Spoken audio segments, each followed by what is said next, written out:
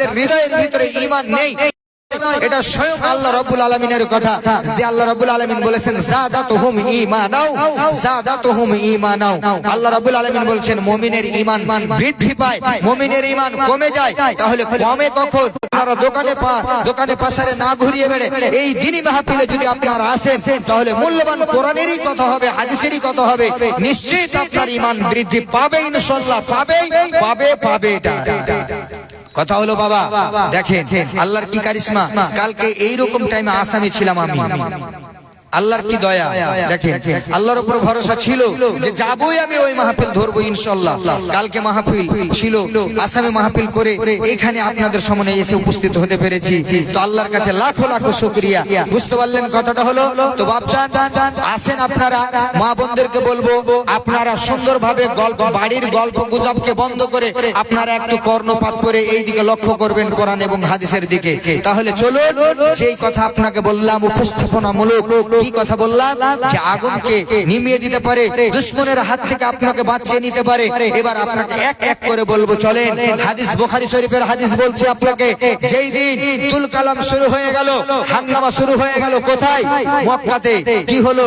নবী মুহাম্মদ রাসূলুল্লাহ, লম্বা ইতিহাস, লম্বা ঘটনা আছে বন্ধু, কত লম্বা কথা লম্বা করতে গেলে, এই বিষয়কে নিয়ে লম্বা করতে গেলে 2 থেকে 2.5 ঘন্টা সময় লাগবে।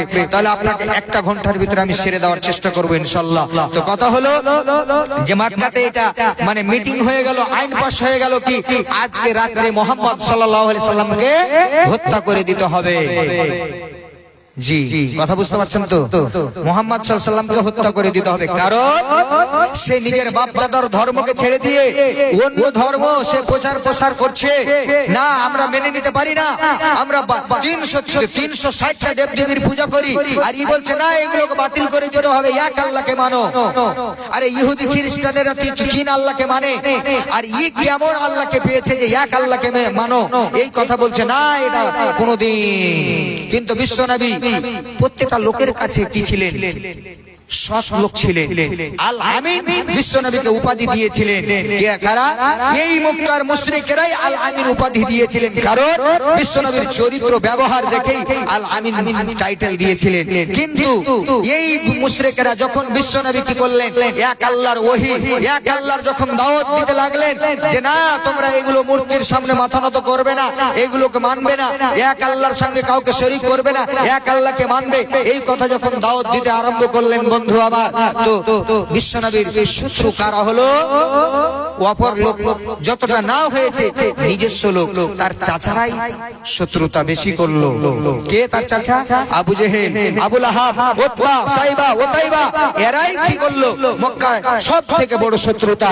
তো যাই হোক বন্ধু আমার, এবার বিশ্বনবীকে মারার জন্য ষড়যন্ত্র করলো কারা? আবু জেহেল, আবু লাহাব, উতবা, সাইবা, এরা ষড়যন্ত্র করলো যে না রহে বাস না বাজে বাঁশরি, না রহে বাস না বাজে বাঁশরি, না মুহাম্মদ সাল্লাল্লাহু আলাইহি ওয়াসাল্লাম পৃথিবীতে থাকবে, না ইসলাম কোরআনের কথা বলবে, এক আল্লাহর দাওয়াত দেবে, না একে রাখতে হবে না। চলো আজকে আর বাড়িকে ঘেরাও করো, আজকে রাতে একে হত্যা করে দাও, মেরে শেষ করে দাও। বন্ধু আমার, তো মারে হরি বাঁচাই কে? বাঁচাই হরি মারে কে? যদি আল্লাহ যদি বাঁচায় তো মারবে কে? আল্লাহ রাব্বুল আলামিন ইলহাম করলেন কে? কাকে পাঠালেন? জিবরিলকে বললেন, ওগো জিবরিল তুমি যাও আমার বিশ্বনবীকে বলে দাও তিনি যেন মক্কা ছেড়ে দিয়ে ইয়াসরিবে চলে যান।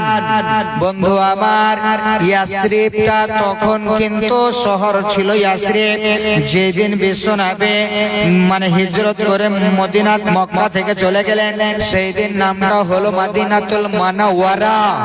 তার আগে নাম ছিল ইয়াসরিব শহর। তো যাই বিশ্বনবীকে মদিনা হিজরত করে চলে যেতে বললেন। কাকে বলতে বললেন? হযরত জিবরিল এসে বলে দিলেন, ওগো নবী আপনি চলে যান, আপনি চলে যান। কারণ হলো চতুর্দিক থেকে বেঈমান মুশরিকেরা আপনার বাড়িকে ঘেরাও করেছে, আপনি রাতারাত চলে যান। বন্ধু আমার, লম্বা ইতিহাস আছে, অতটা বলার মতো সময় নাই। তাহলে বিশ্বনবী এবার হযরত আলীকে ডাকলেন, ডাকার পরে বললেন, বাবা আলী তুমি শোনো, এইগুলো আমানতের মাল, এইগুলো বিধবার মাল, এইগুলো উম্মুকের মাল, উম্মুকের মাল, এই মালগুলো কাল সকাল বেলায় আলী তুমি পৌঁছে দেবে। আমি মদিনায় চলে গেলাম, আমি মদিনায় চলে গেলাম। এই বাবা তুমি এই মালগুলো তাদের বাড়িতে পৌঁছে দেবে।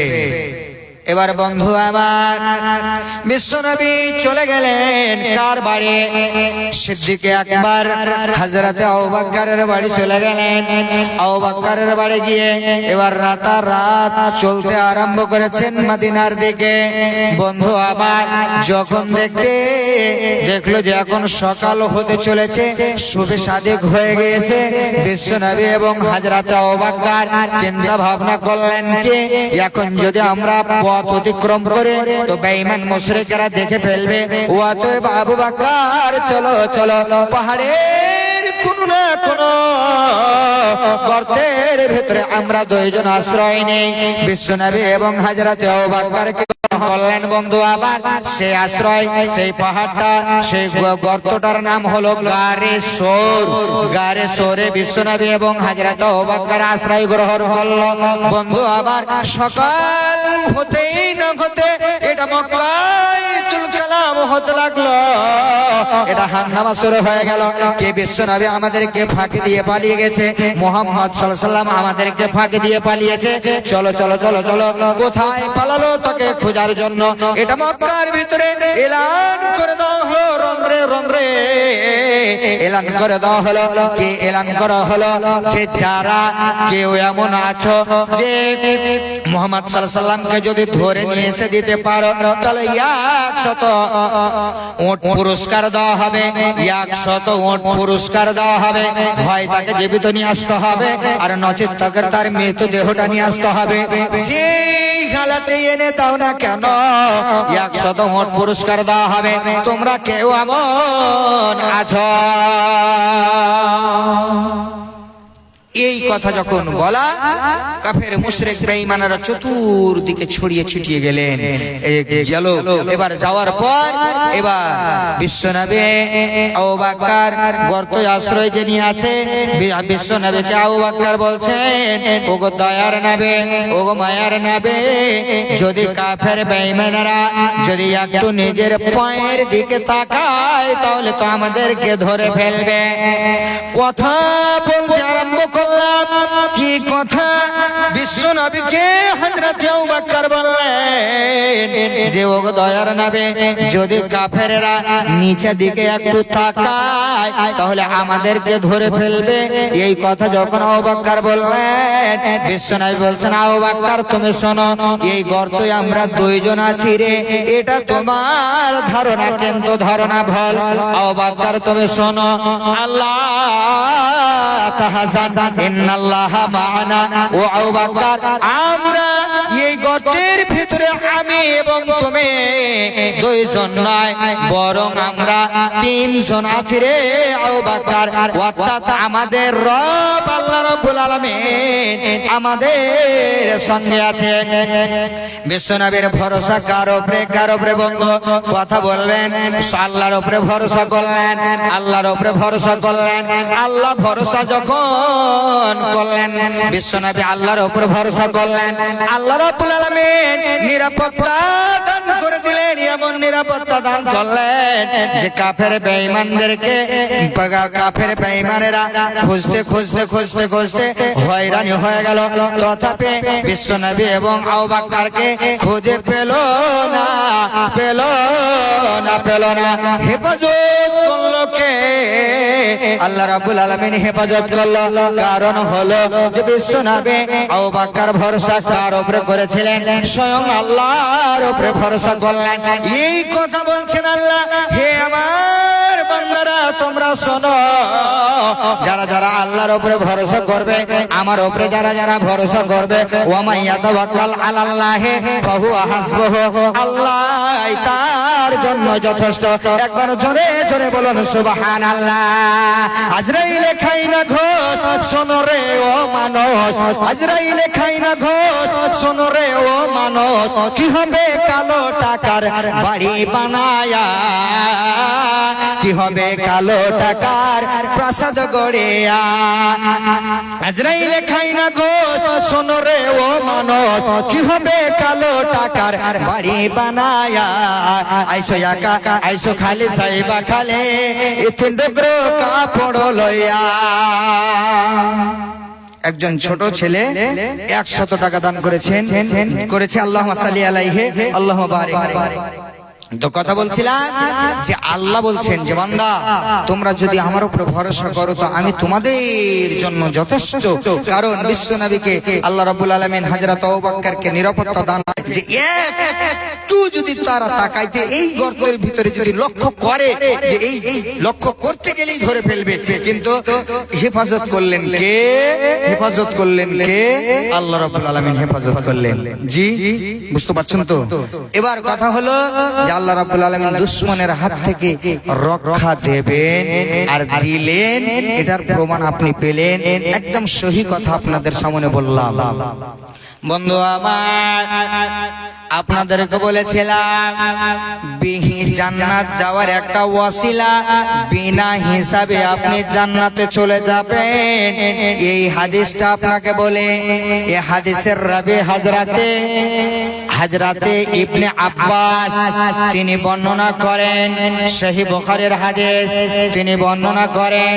বিশ্বনবী বলেন, হে আমার উম্মতিরা তোমরা শোনো, আমার উম্মতিরা তোমরা কান খুলে শুনে নাও। আল্লাহ রাব্বুল আলামিন এই ওয়াফাটা কোন নবীকে দেয় নাই, কারণ বলে নাই আল্লাহ রাব্বুল আলামিন কে যে মুসার কম 100 জন বিনা হিসাবে জান্নাতে যাবে, ইব্রাহিমের কম 100 জন বিনা হিসাবে যাবে, আপনার দাউদের কম 100,000 জন বিনা হিসাবে জান্নাতে যাবে, অমুক নবীর কম, লুতের কম, আপনার সালেহ আলাইহিস সালামের কম, এরা জান্নাতে যাবে বিনা হিসাবে। এটা অ্যাডিশনাল অফার আল্লাহ রাব্বুল আলামিন কোন নবীকে দেয়নি। কারণটা হলো বিশ্ব নবী বলেন, হে আমার উম্মতিরা তোমরা ভালো করে শুনে নাও, এটা আমি বিশ্ব নবীকে আল্লাহ রাব্বুল আলামিন বলে দিয়েছেন। ও গো হাবিব, আমি আল্লাহ রাব্বুল আলামিন তোমার উম্মতিকে আমি আল্লাহ কঠিন দিনে 70,000 মানুষ বিনা হিসাবে জান্নাতে যাবে। একবার জোরে জোরে বলুন সুবহানাল্লাহ। বিনা হিসাবে 70,000 মানুষ জান্নাতে যাবে। তারা কারা? উম্মতে মুহাম্মাদের ভিতরে তারা কারা? তাহলে কতজন থাকবে পশ্চিম বাংলার মানুষ, কতজন থাকবে আপনার আসামের মানুষ, কতজন থাকবে বিহারের মানুষ, কতজন থাকবে কেরালার মানুষ, কতজন থাকবে ভারতবর্ষের মানুষ, কতজন থাকবে দুবাইয়ের মানুষ, কতজন থাকবে সৌদিয়ার মানুষ, কতজন থাকবে বাংলাদেশের মানুষ, কতজন থাকবে ইন্দোনেশিয়ার মানুষ, কতজন থাকবে তার পরিচয়টা আমার নবী বললেন, হে আমার উম্মতিরা তোমরা ভালো করে শুনে নাও। এটা ইন্দোনেশিয়ার কথা বলি না, আমি ভারতের কথা বলি না, আমি জাপানের কথা বলি না রে। আমার উম্মতের ভিতরে 3টা কাজ তারা করবে না, 3টা কাজ, 2টা কাজ করবে না, আর একটা কাজ তাদের জীবনের ভিতরে থাকবে। সেটা হলো কি, জীবনে তারা ঝাড় ফুকের আশ্রয় গ্রহণ করবে না। কবিরাজের কাছে গিয়ে ঝাড়ফুঁক করবে, মন্ত্রতন্ত্র পড়ে ঝাড়ফুঁক করে দেবে, শিরক বেদাত দিয়ে ঝাড়ফুঁক করে দেবে, এটা কোনোদিন তারা আশ্রয় গ্রহণ করবে না। ওই 70,000 লোকের ভিতরে তারা এক শ্রেণীর এই লোক থাকবে। দ্বিতীয় শ্রেণীর মানুষ থাকবে কারা? তারা অশুভ লক্ষণ করবে না। অশুভ লক্ষণ কাকে বলা হয়? সকাল বেলাতে যদি আপনি দোকানটা খুললেন, চাচা হাফ কিলো হলুদ দাও তো বলছে এখন বাজি 60 হয়নি, দেওয়া যাবে না। এই কথা বললেন মানে কি? অশুভ লক্ষণ হয়ে গেল। রাস্তাতে আপনি বাইক নিয়ে চলতে আছেন বন্ধুরে, চলতে চলতে হঠাৎ করে একটা বিড়াল এই পাশ থেকে ও পাশ জনে দৌড়িয়ে চলে গেল। সঙ্গে সঙ্গে সঙ্গে সঙ্গে আপনি বাইকটাকে দাঁড় করে দিলেন আর বললেন এখন আমার কপালে দুর্ঘটনা আছে। এটা হলো অশুভ লক্ষণ কাজ। আপনি কোনো কাজে বের হচ্ছেন, একটা হঠাৎ করে আপনার কোনো সামনে দুর্ঘটনা ঘটে গেল, তাহলে এইটাকে আপনি অশুভ লক্ষণ মনে করে নিলেন। তাহলে আমার উম্মতের ভেতরে তারা অশুভ লক্ষণ পালন করবে না, তারাই আল্লাহর জান্নাতে যাবে বিনা হিসাবে। একবার জোরে জোরে বলুন সুবহানাল্লাহ। তৃতীয়র কথা বলছেন বিশ্বনবী। কে তৃতীয় ব্যক্তিটা কে থাকবে? কথা বুঝতে পারছেন? কথা জোরে হচ্ছে নাকি বাবা? না ঠিক আছে? আরে হ্যাঁ হু করেন একটু। আচ্ছা, তো কথা হলো মনে হচ্ছে যে দেখা লাগছে বাড়িতে মানা করেছে যে একদম কথা কইও না, লক করে বসবে তো মুখটাকে একদম ওরকম করে নিয়ে। তো ওরকম হিসাবে আপনারা আছেন, একটু কথা বলবেন। তাহলে বক্তা যদি শ্রোতা যদি একটু চালাক থাকে, বক্তা যদি একটু থাকে মরা বক্তা মানে অলস বক্তা, তাহলে একটু চাঙ্গা হয়ে যায়। মানে আপনাদের এত হুড়কিতে একটু করে আপনারা বলবেন, তাহলে তো বুঝতে পারবো যে না আমার কথাগুলো আপনারা কতটা মানে শুনছেন। এবার আপনাকে বলে 3 নম্বর বলে বিশ্বনবী বললেন আমার উম্মতের ভেতরে 70,000-এর ভেতরে ওই লোকটা জান্নাতে যাবে। ওই লোকটা আল্লাহর জান্নাতে যাবে রে। কোন লোকটা? এই লোকটা আল্লাহ ছাড়া কাউরে উপরে ভরসা করে না। আল্লাহ ইজ্জতের মালিককে, আল্লাহ বেইজ্জতের মালিককে, সব কিছুর মালিক রে। আল্লাহ ছাড়া মুমিন, আল্লাহ ছাড়া ওই ব্যক্তিটা কাউরে উপরে ভরসা করবে না, করবে না। এরাই আল্লাহর জান্নাতে যাবে বিনা হিসাবে। তাহলে আপনাকে বললাম এই এমন একটা অস্ত্র, এমন একটা পাওয়ারফুল ইবাদত আল্লাহর উপর ভরসা, যে বিনা হিসাবে আপনি জান্নাতে যেতে পারবেন। এই একটা দলিল আপনাকে দিলাম। বুঝতে পারলেন কিনা বাবা? এবার আপনি চলুন। আপনাকে বলেছিলাম চলন্ত পানি, প্রবাহিত পানি, যে আজকে আপনি দেখেন গঙ্গার ভাঙ্গনে কতগুলো বাড়ি তলিয়ে গেল গঙ্গাতে। আপনি দেখেন, আপনি আসামের মাটিতে যাবেন। আমি যে এলাকাতে জালসা করে আসলাম বন্ধু, ওই এলাকাতে 2 কিলোমিটার বাড়ি ছিল, সব বাড়িগুলো ব্রহ্মপুত্র নদীতে চলে গেল। এই নদীতে তলিয়ে গেল, কার হুকুমে এই বাড়িগুলো নিয়ে গেল রে? আল্লাহর হুকুম ছাড়া কারো হুকুম নয়। আল্লাহ যদি বলতো এরে ব্রহ্মপুত্র নদী, এরে গঙ্গা নদী, খবরদার এটা আমার মুমিন বান্দার বাড়ি রে, খবরদার খবরদার তুই একে কাটে নিয়ে যাবি না, তুই একে ভেঙে দেবে না, তাহলে বাঁচাবে কে? তো আল্লাহ। নিয়ে যাবে কে? তো আল্লাহ। তো শুনে নেন বন্ধু, আবার যেই দিন এবার কি হলো, বনি ইসরাইলরা যেই দিন নবী মুসাকে নবী মুসা বলে স্বীকৃতি দিল, এক আল্লাহকে বলে মেনে নিল, সেই দিন ফেরাউন কি করলো? এবার ফেরাউন তার সৈন্যদেরকে নিয়ে, তার দল বাহিনীকে নিয়ে এবার চড়াও করলো কাদের উপরে? তো মুসার কওম অর্থাৎ বনি ইসরাইলদেরকে মেরে এবার কচু কাটা করে দেবে, মেরে শেষ করে দেবে।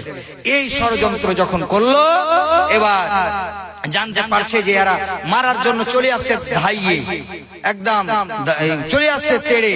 তো এবার এরা পালাতে আরম্ভ করেছেন। কারা? নবী মুসা আলাইহিস সালাম এবং তিনার কওম বনি ইসরাইল পালাতে চলে যায়, পালিয়ে চলে যায়, চলে যায়, চলে যায়, আর ওরা তাড়াও করে চলে যায়।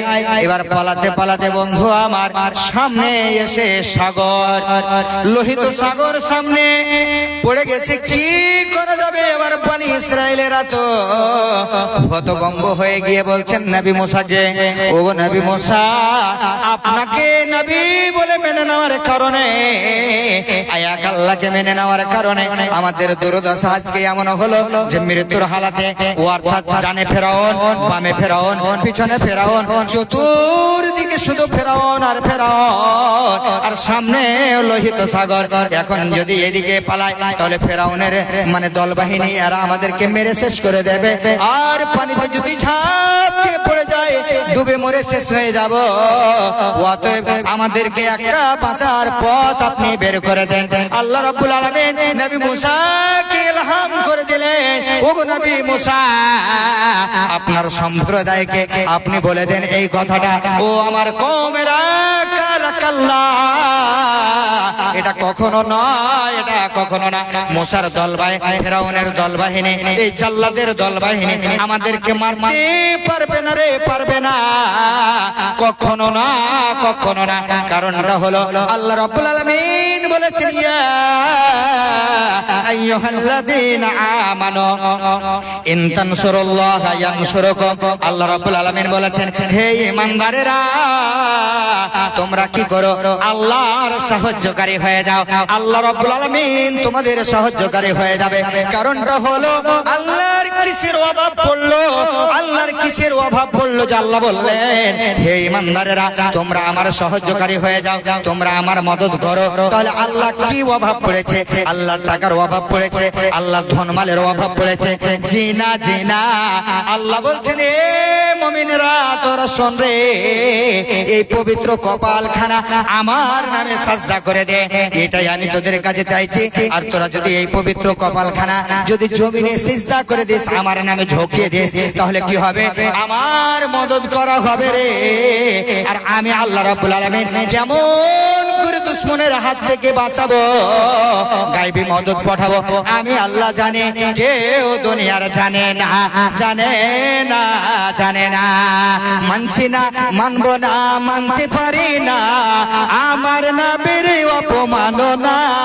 মানছি না, মানবো না, মানতে পারি না, আমার নবীজি অপমাননা। হায়রে অপমানকারীরা রক্ষা পাবে না। মানছি না, মানবো না, মানতে পারি না, আমার নবীজি অপমাননা। কথা বলছিলাম বাবা, কি কথা? তো কথা হলো, এবার ফেরাউন, এবার নবী মুসা আলাইহিস সালাম যখন এই কথা বললেন, আল্লাহ রাব্বুল আলামিন বলে দিলেন যে তুমি বলে দাও, কালা কাল্লা, কখনো না মারতে পারবে না। আল্লাহ রাব্বুল আলামিন কেমন নিরাপত্তা দান করলেন, দেখে কেমন ভাবে নিরাপত্তা দান করলেন। নবী মুসাকে ইলহাম করলেন, কে ইলহাম করলেন কে? ওগো নবী মুসা, আপনার হাতে যে লাঠিখানা রয়েছে, ওই লাঠিখানা দিয়ে আপনি দরিয়াতে, সমুদ্রে আঘাত করে দেন। বন্ধু আমার, যেমনি আঘাত করা লম্বা কথা আছে, 12টি জায়গায় আঘাত করেছিলেন, 12টি রাস্তা বানিয়ে দিলেন কে? তো আল্লাহ। এই সহযোগিতাটা করবেন, দুটা কোরআনের হাদিসের কথা শুনতে পাবেন এবং কথাটা হবে। আর মাদ্রাসাটা বড় হলে আপনাদের ছেলে মেয়েরা, আমাদের ছেলে মেয়েরাই শিক্ষা অর্জন করবে। তো অতএব আমি আপনাদেরকে বিনীত কথা বলবো, আল্লাহর উপর ভরসা। কেমন আল্লাহর উপর ভরসা? আপনার জীবনে যদি আসে, তাহলে আল্লাহর উপর ভরসা মানে কি? আপনার জীবনে এটাই যথেষ্ট, এটাই যথেষ্ট যদি আল্লাহর উপর আপনি ভরসা করেন। প্রত্যেকটা জিনিস, নামাজ পড়বেন তো কার উপরে ভরসা করে? আল্লাহর উপরে ভরসা। যদি আল্লাহর উপরে ভরসা না থাকে, সেই নামাজ কবুল হবে? সেই নামাজ কাজ দিবে? কাজ দেবে না। আল্লাহ বলছেন, ফাওয়াইলুল লিল মুসাল্লিন। যদি আপনি মানুষ দেখারও নামাজ পড়েন, তাহলে এই নামাজের ভিতরে শিরকের গন্ধ আছে। আর এই নামাজ কি হবে? আপনাকে আমাকে জাহান্নামে নিয়ে চলে যাবে। সেই কোন জাহান্নামে যাবে? ওয়াইল নামক জাহান্নামে চলে যাবে। তো বন্ধু বা ভাই বলবো, আপনাদেরকে বিষয় আছে, না হলে সংক্ষিপ্ত আপনাকে 10টা মিনিট নিয়ে বক্তব্যটা একটু আপনাদেরকে বলে যাব। তো যাই হোক, এমন কোন বাপ আছেন যে 1000 টাকা প্রথম আপনারা দিতে পারবেন? এমনি সাহেব, এই মাদ্রাসার জন্য আমি 1000 টাকা দিলাম। আপনাদেরকে প্রথমেই বলেছি, পার্সোনাল মাদ্রাসা যদি হয়, তাহলে আপনাদের কিছু সহযোগিতার জন্য এই আয়োজন করা হয়েছে। আপনাদের উপরে চাপ হবে না যে আপনারা 5000 দেন কি 10000 দেন। আপনারা যে যত পারবেন একটু দানের হাতটা একটু দেবেন, একটু বাড়িয়ে দেবেন, একটু করবেন, সহযোগিতা আপনাদের। এটা হলো কথা। যে আপনি ধরে নেন আমি এই জায়গাতে বোঝা নিয়ে আছি, এটা গাড়ির বোঝা আমারই, ধরে নেন আমি একাই উঠাতে পারি না, একটু আপনি আমার বোঝাটাকে একটু হালকা একটু ছেড়ে দিলেন, তো আমি বোঝাটা নিয়ে চলে গেলাম। তো এইটুকাই একটু ধরেলেন, সহযোগিতা হলো। কথা বুঝতে পারলেন কিনা? একটু আপনারা দিলেন, যে কেউ 500 কেউ 1000 একটু দিলেন, সহযোগিতা করলেন, একটু হলো, মাদ্রাসাটার উন্নতি হলো। আপনারা দুটো কোরআন হাদিসের কথা শুনতে পারলেন। কেন একটা বক্তা খরচ, মাইক খরচ, প্যান্ডেল খরচ আছে। তো যাই হোক, একটা বৎসরিক যদি একটা জালসাই হয়, বর্ষণীয় মাদ্রাসা হলেও একটা যদি জালসা হয়, তাহলে আপনারা একটা উজ্জ্বল পেলেন, দুটো কথা কোরআন হাদিসের শুনতে পেলেন। তো কথা হলো যে কে এমন বাপ আছেন যে 1000 টাকা আপনারা প্রথম আমাকে দেবেন? উঠেন তো বাবা। যে মুলি সাহেব 1000 টাকা দেন, আপনার জন্য আমি প্রাণ খুলে দোয়া করবো বাবা, আপনারা দেন। উঠেন তো বাবা, কি আছেন আপনারা?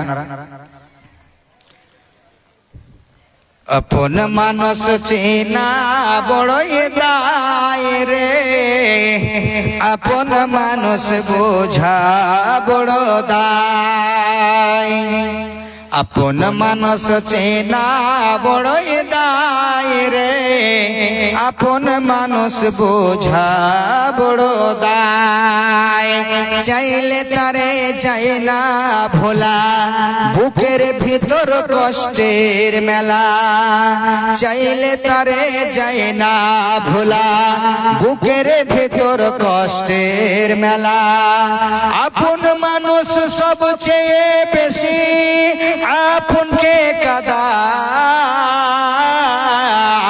আপন মানুষ চেনা বড়ই দায় রে, আপন মানুষ বোঝা বড় দায়।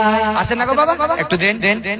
ওঠেন আপনার। 1000 টাকা কে এমন আছেন এতটি লোকের ভিতরে 1000 টাকা? 1000 টাকা কোনো বড় জিনিস না, একটা মাদ্রাসার জন্য আপনারা দেবেন। হয়তো বলবেন মুলি সাহেব ছেলে পড়াচ্ছি তো বেতন দিয়ে তো পড়াচ্ছি। আচ্ছা, বেতনও দিলেন তাও এটা একটা দান। বেতন দিলেন এটাও একটা দান। ছেলেকে পড়ালেন, আপনার ছেলেকে কামাই করে খাওয়াবেন, এটাও আপনার জন্য সদকা, এটাও আপনার জন্য নেকি। আপনার স্ত্রীকে খেটে খুঁটে খিলাবেন, এটাও আপনার জন্য নেকির কাজ। যেহেতু বিশ্বনবী বলছেন ইন্না ফি বুসাতি ইমরাতিকুম সাদাকা, আপনি একটা আপনার স্ত্রীর সঙ্গে মিলন করবেন, তাও নেকি, এটাও একটা সদকা।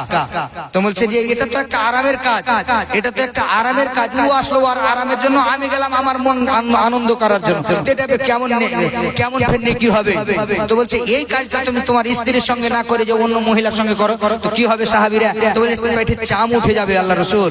তো বলছে পিঠে চাম যদি উঠে যায়, গুনাহ হয়ে যায়, তাহলে এই কাজটা করতে গেলে কেন নেকি হবে না রে সাহাবারা? তো অতএব আপনাদেরকে বলবো এই কথাটা, যে যদি আপনার ছেলেকে পড়িয়ে বেতন দিয়ে থাকেন, তথাপি আপনি 1000 টাকা তাও নেকি পাবেন, বেতন দিলেও নেকি পাবেন, পড়ালেও নেকি পাবেন, দোয়া করলেও নেকি পাবেন, সহযোগিতা করলেও নেকি পাবেন, বসে বসে জালসা শুনলেন, সময়টা দিলেন, তাও নেকি পাবেন। প্রত্যেকটা জিনিসেই আল্লাহ রাব্বুল আলামিন নেকি ওয়াঢালা নেকি দিয়ে রেখেছে। তো আপনারা উঠেন। 1000 টাকা কে দেবে? উঠেন তো বাবা। বাবুই পাখে ঘর বাঁধিলে হয় না ঘরে ঠাই, ঝড় বাদলে কাটায় রে সে ঘরের দরজায়, পারে না সে ছাড়তে মায়া, ছাড়ে না ঠিকানা, আমি হলাম পথের পথিক। বাবজি যে ফের 40 টাকা গুনালি আছে, আসেন এদিকে একটু মশা বাটা 40 দিলেন, 500 টাকা দিলেন না বাবজি? তো আপনারা আসেন, একটু উঠেন, দেন। আচ্ছা, 500 যদি না পারে 200 400 100 যা পারবেন আপনারা দেন, আপনাদের মনে যেটা লাগবে একটু দেন। আপনারা উঠেন। আগে ছিল না এত চিটার, হইলে জ্বর জারে লাগাইতো থার্মোমিটার। এই জায়গাতে আপনি দেবেন, এই জায়গাতে আপনি দেবেন। কোথায় দেবেন? বর্তমান দেশে এখন ডিজিটাল কারবার, পেটে বাচ্চা এলে চেকআপ বারবার। আরে লাগায়া সেলাইন বলে বাচ্চা বেলাইন, আরে লাগায়া সেলাইন বলে বাচ্চা বেলাইন। এখনই করতে হবে সে যার রোগে, এখনই করতে হবে সে যার। আগের সেদিনকে ফিরে পাবো আর আমরা, আগের সেদিন বার ভেজালের কারবার হতেছে বারবার, বড় লোক হয়ে গেল পাস করা ডাক্তার। আগের সেদিনকে ফিরে পাবো আর আমরা, আগের সেদিনকে ফিরে পাবো আর। কিছু পারবেন না? একজন বাবা জীবন ছিলেন 200 নগদ 300 বাকি। কতটা হলো? আপনার নাম ইসমাইল বলে নাকি? ইসমাইল নামে ফেরে দেখো বান্দা তোমার এখানেতে ছিল 270 টাকা আল্লাহ লগত দিল। করবো যে আপনারা একটু দয়া করে মেহেরবানি করে যে যা পারবেন, অন্তত পক্ষে যদি একটু ধনী ঘরের বৌমা ধনী ঘরের বেটি থাকেন তাহলে অবশ্যই আপনারা 500 টাকা করে আপনারা দিয়ে যাবেন। 300 টাকা তাহলে কত হলো? তাহলে 700। খুব অসুবিধা নেই দাদা, 1000 টাকা দিলে একটা আপনার নাম থাকতো, এটা মোটা কলম যে 1000 টাকা কালেকশন করে ছেলে মেয়েদের, ছোট ছোট মেয়েদের হাতে, ছেলেদের হাতে আপনারা একটু দিয়ে পাঠাবেন। আর একটা চাদর গল্প পাঠান, যা দেবে এটা এখানে চাদর গল্প পাঠান। হয়তো কেউ দিবে এটা মনে করছেন তো হয়তো উঠে আসছেন না। আপনারা যে যা পারবেন 10 টাকা 20 টাকা 50 টাকা 100 টাকা যে যা পারবেন একটু আমাকে। ভাই ভাই রে ভাই, এ কেমন যোগ এসেছে, 24 ঘন্টা নাই রে বিশ্রাম বুকের ভেতরে। ও 10 মনটাহারে সংসার করে না রে, বিদেশে পাঠাইয়া। তাদের একটু সহযোগিতার দরকারের জন্য আপনাদের কাছে অনুরোধ করে জানানো যাচ্ছে যে আপনারা যে যা পারবেন একটু দেন, আপনারা মন খুলে দেন। এই বেকার হবে না এই দান। কিয়ামতের দিন মানুষ কত তারাহি করবে গো, কিছু আসে না। এই জন্য বলছি কর্ম তোমারে থাকিবে জমা, আমল তোমারে আসেন দাদা, চেহারা খুব সুন্দর লাগছে দাদা, একদম ঠোঁট মুখ খুব লাল করে দিয়েছেন। থেকে বাঁচার জন্য, এই ভয়াবহ জাহান্নাম থেকে বাঁচার জন্য কি বলবে? লাউ ইয়াফতাদে মিন আযাবি ইয়াউমাইযিন বিবানিহি ওয়া সাহিবাতিহি ওয়া আখিহি ওয়া ফাসিলাতিহি আল্লাতী তুবি ওয়া মা ফিল আরদি জামিআন সুম্মা ইউনজি কাল্লা ইন্নাহা লাযা নাযআতাল লিশওয়া। সেই দিন কেউ কারো পরিচয় নেবে না। চলে এসেছেন, আমি আর লম্বা করব না, কথা বুঝতে পারলেন কিনা? আপনারা আসেন, বক্তব্যের বিষয়টা ধরেছিলাম কেবলমাত্র, কিন্তু কথাটা হলো যে মানুষ আজকালকার ধরেলেন, কিছু মানুষ জালসা নামে মেলা ঘুরতে আসে, কিছু মানুষ বলছে যে বাড়িতে তো ভালো সবজি নাই, চল 100 টাকা যদি লাগে তো ডেলিগেট ঠান খেয়ে চলে আসি।